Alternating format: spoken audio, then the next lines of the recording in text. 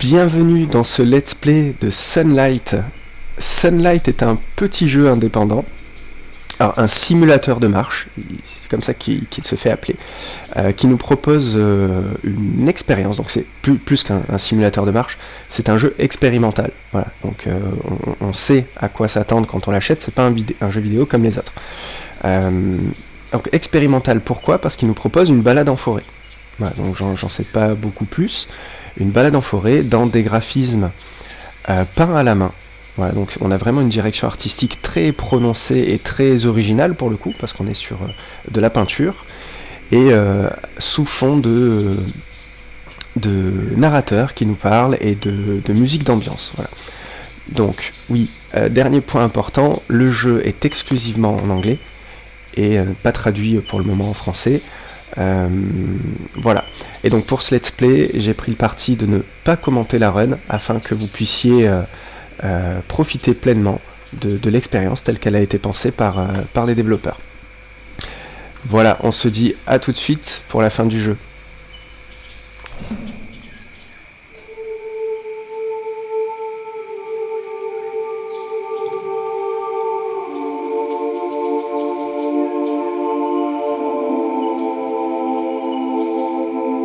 Welcome. Are you sitting comfortably? Are you focused and not thinking about whatever's bothering you these days? I'm not here to test you. Please relax. Let your thoughts come and go and listen as they fade away in the distance. For better or for worse, this is where your life has brought you. Looking at a screen, listening to me. Imagine, for a moment, that you've just had a child. It's healthy, but unfortunately also completely blind. For their whole life, they will live in the dark and not see a thing. Their perception of reality is something that you might never be able to comprehend. How would you describe the world to them? What can't be touched or heard, smelled or tasted? How would you describe sunlight? By what it does? Or how it feels on their skin? I think I'd play them this piece of music. First composed by Tchaikovsky in 1878, these rays of light have traveled through decade after decade, finally reaching your ears this very moment. You have also traveled far to get here today, but you're only passing through and should probably get going.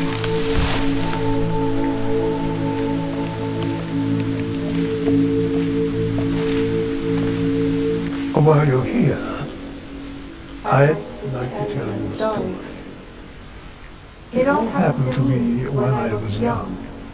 walking in a forest much like you are. Those were days filled with boundaries and rules, of no running in hallways, don't do this or that or the other. With my world full of fierce discipline, I walked the forest free. One day, deep in the woods, I found a funny-looking tree, crooked, old, and wrinkly. with a little work, a few bits of bark, became huge ships. Concrete turned to ferocious wishes. I can still recall the people I imagined dragged downstream with a sense of guilt. As I gazed back upon the old tree, I noticed something Peculiar. It was crying, Every crumple, like eyes closed tightly. Clear drops streaming silently down its wrinkly skin. So I did, as children do, tasted it. because it looked tasty, but to figure out what it was. The first drop made my tongue tingle. The second made it prickle. And the very moment the third landed on my tongue, a profound sensation spread through my chest. Undefinable, like thirst. Both vague and specific. One thing was clear. Something was changing within me. I remember breathing in and out. Feeding the fire.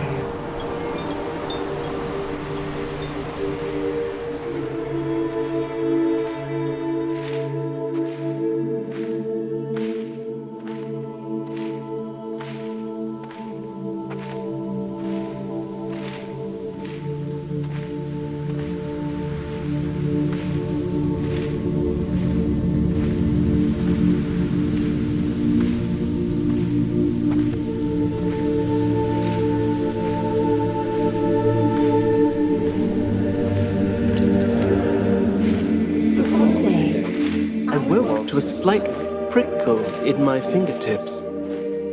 I studied them closely, discovering circular ridges on the foreign landscape of my skin. The prickling soon slipped my attention. It would be another week until it returned, a wave of gentle needles moving over my skin. A limb falling asleep, perhaps? I did not start worrying until it returned for the third time. First making its way up my neck, before engulfing my skull completely from behind. I could even feel the tiny needles covering my eyeballs. But it did not stop there. I held my breath as the small thorns crawled around my lips before spreading into my lungs and stomach. My awareness spread with it. And I remember the strangest sensation of my mushy dinner in there, as if I held its remains in the palm of my hand.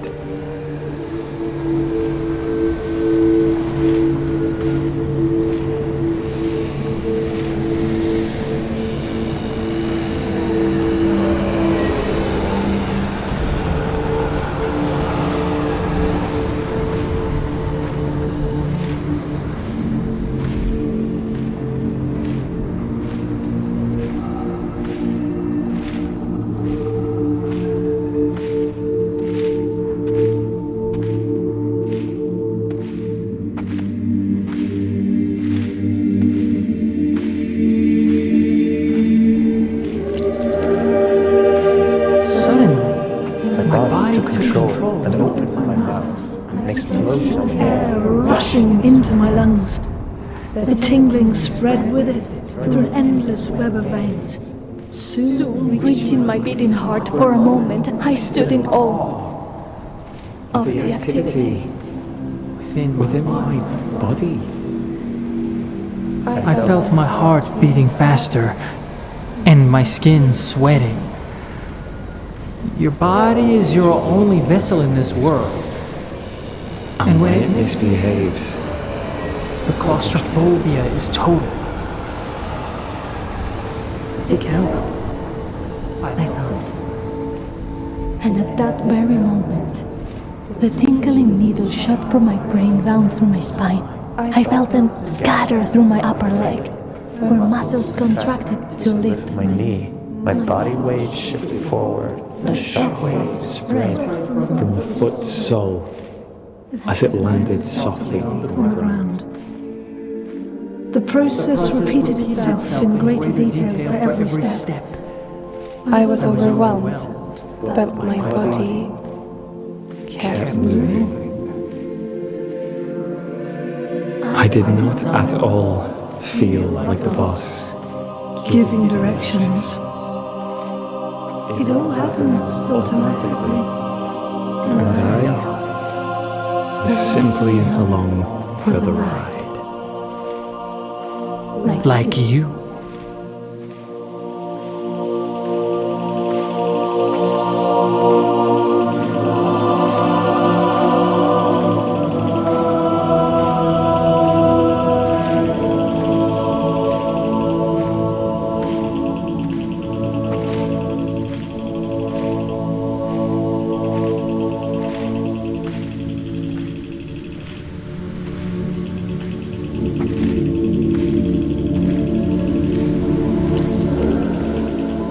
The doctor's office was cold and white.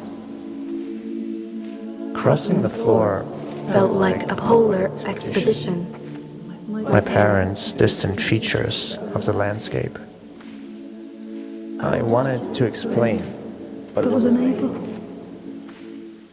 My lips and tongue engaged in an intricate choreography, myself in the audience, observing the words performed. My lips muttered, I'm sure it will pass, while my thoughts were crying for help.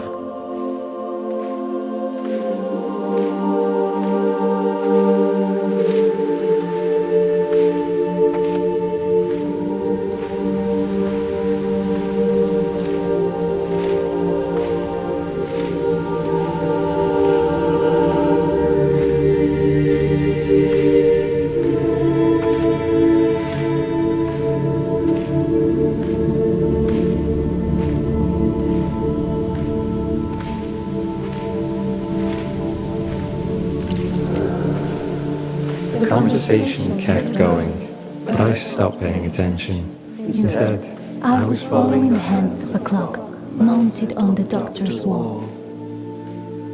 They were both speeding up and slowing down. I was slipping further and further away, A levitating camera in a video game, merging with the code it was running on. Again with the binary, with the electronic circuits. I closed my eyes and let my sensations lead me. First, I spent some time with my bones. Among their many functions, I got lost in their continuous breathing. An uninterrupted flow of calcium absorbed and released. Even my skeleton was alive and living, in and of itself.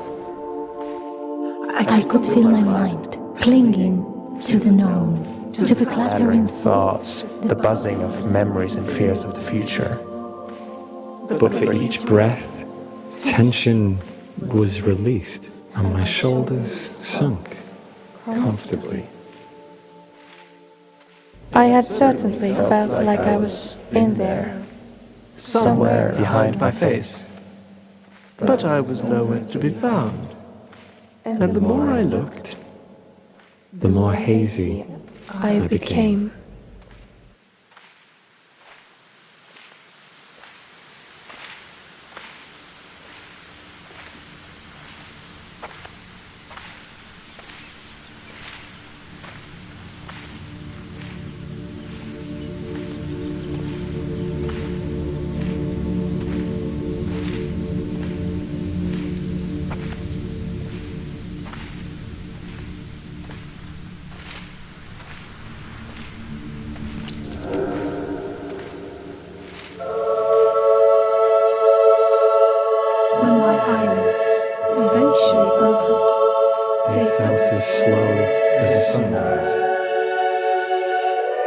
Photons converted to neurosignals shooting along the optic nerve, each carrying a piece of information to the darkness.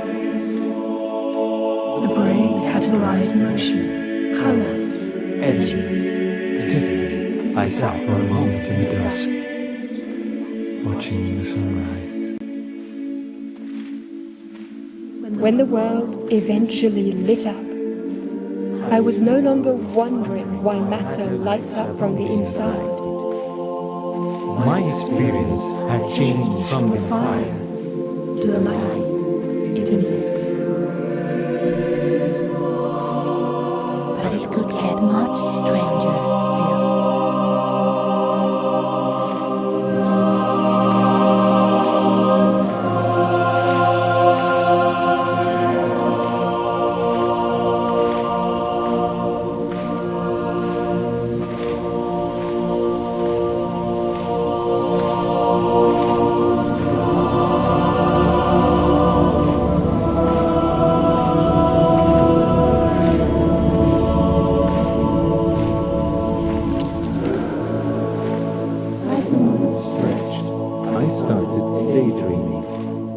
so I thought.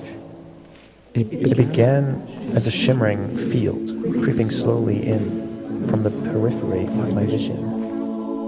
The hands of the clock, still moving, but among them vague shapes. Slowly but surely, I saw trees blowing past me, and among them, myself. Sitting right there in the doctor's office. A vacant expression. While walking around myself, I was surprised to still see the clock straight ahead. myself From the side, the clock on the wall. the two images were not overlapping, they just co-existed.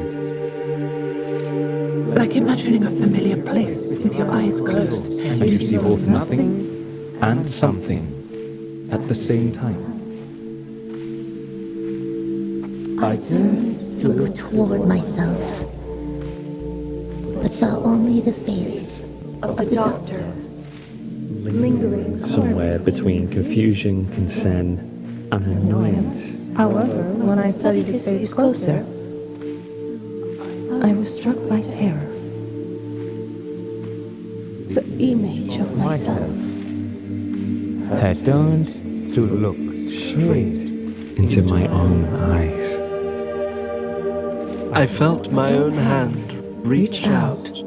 Toward myself. The weight of my hand landing softly on my own shoulder. Eyes distant, Looking at the doctor, looking at myself. rules and boundaries disappearing.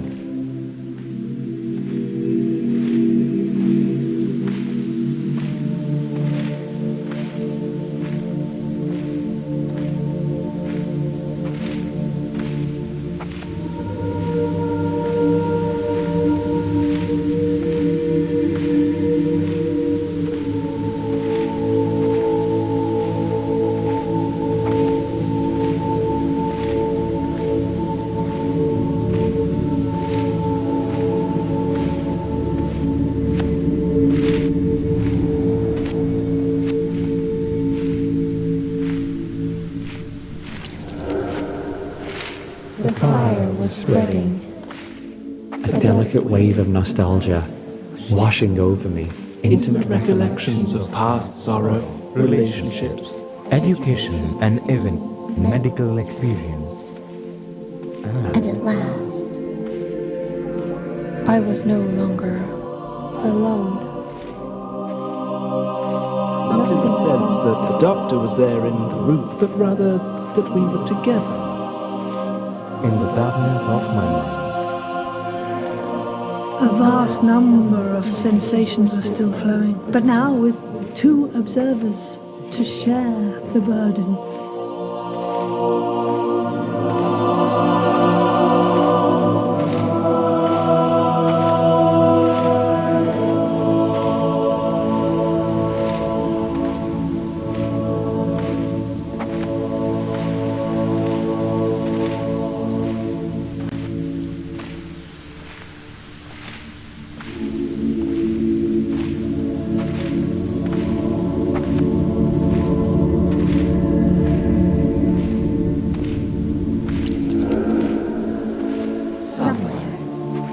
out of sight, a hand picked me up. And as I kept breathing, the fire kept spreading. Soon, it swallowed my parents, sitting in their chairs, doubting my story. I felt contradicting opinions and ideas coexist, but no conflict.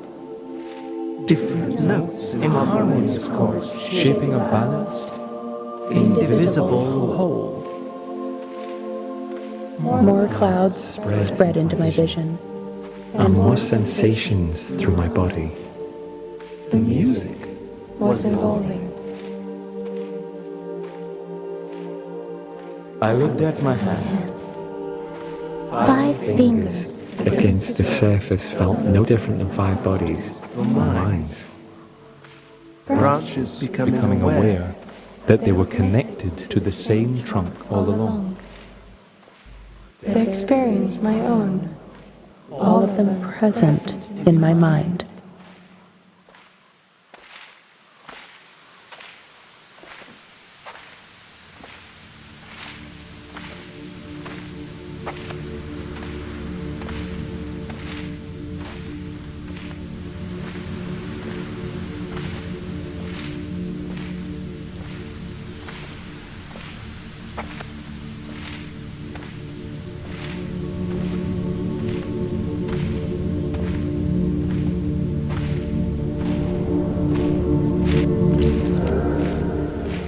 The prickling kept spreading. Each needle on my skin, another presence in my mind. More and more Observers sharing the burden. A vast number of sensations Flowing. My world, like musical sunlight. just passing through. Every individual going about their business.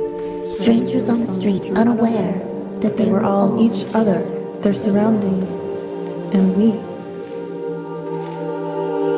I knew and felt it all as I knew and felt myself. And I could no longer feel contempt, or that anyone was somehow less deserving. There was no longer me and you, no us versus them. It was all just me.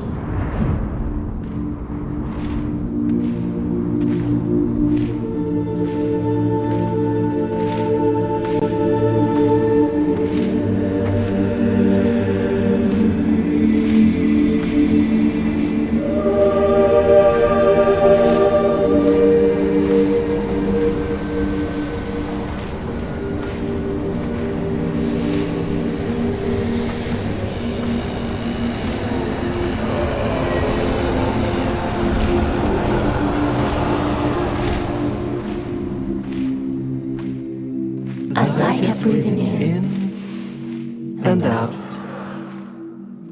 each new breath pushed me along a ubiquitous landscape That was simply too beautiful to ignore.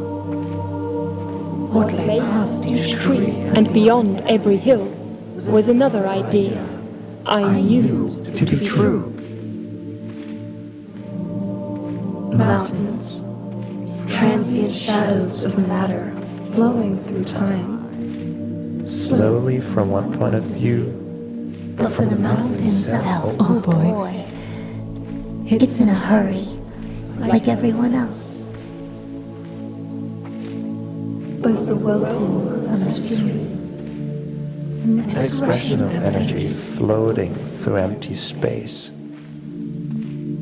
all experiences Merging to one. There I was. All of us, you, me, I. The light that shines through the film. All else is smoke and mirrors.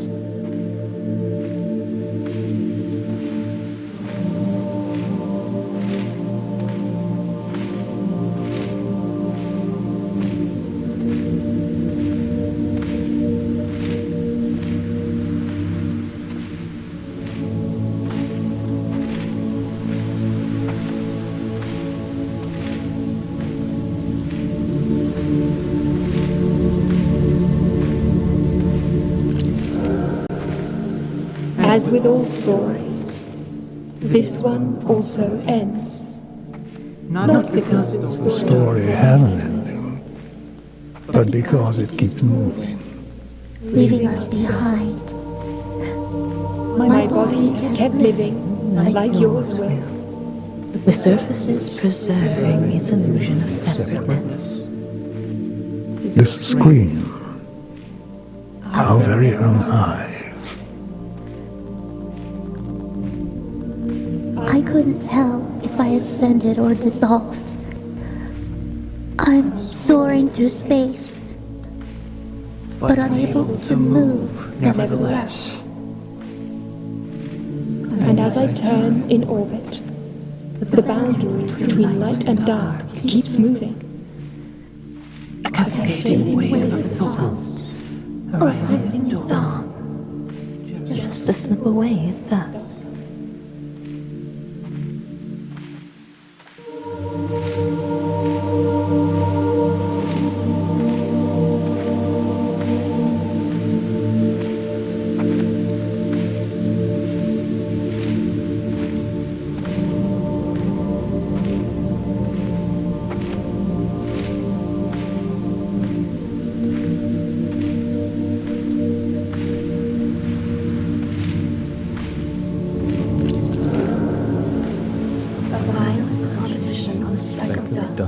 Suspended in nothing.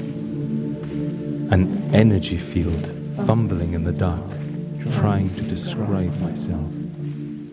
I want to be safe, well fed, not too warm, not too cold. To be acknowledged by my closest.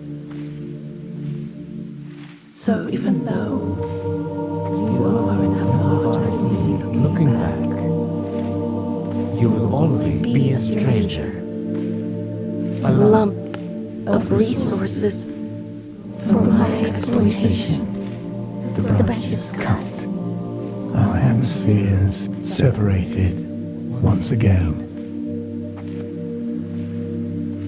Rocks skipping along the surface, never sinking in. The inconsistent dash of beauty between the eyes. Picked up by a stranger with good intentions. And with it, sentenced to die. I don't care who you are. Or how you found me. But we are both reaching in. A few lonely rays. Venturing through space in just the right direction. Absorbed in our leaves. Stored as sweet sugars and exhaled as crisp and clean oxygen. And while the light warms our skin, or while we wait for the next sunrise, we breathe in and out.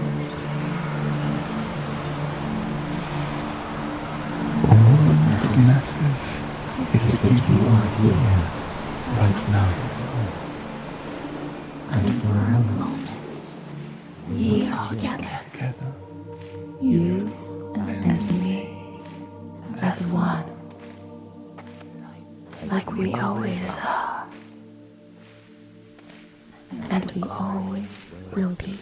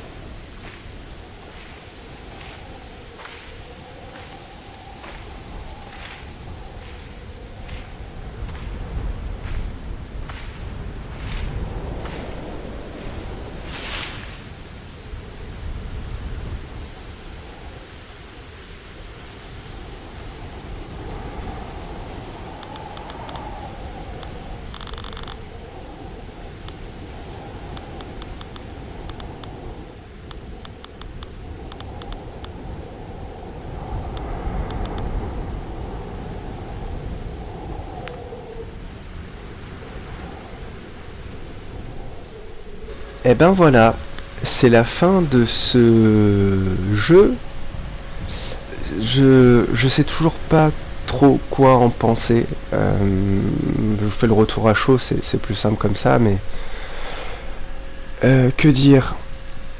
Alors déjà, je suis pas sûr d'avoir compris 100% de ce qui s'est dit par les narrateurs, même si en gros chacun raconte une histoire, une sensation, un feeling avec qu'il a pu avoir avec la forêt.